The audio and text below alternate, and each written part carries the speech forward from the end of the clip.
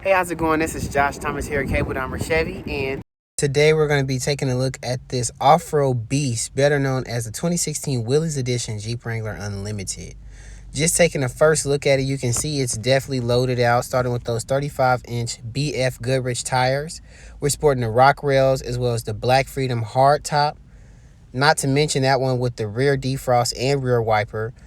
This Jeep also comes equipped with a Class 2 towing hitch and that custom CRX front bumper we saw earlier.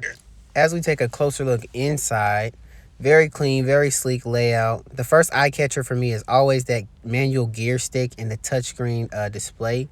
Panning to the back here, you can see that the seats are down, offering the perfect cargo. Lastly, opening the rear of this Jeep is made super easy with the handle and push button release.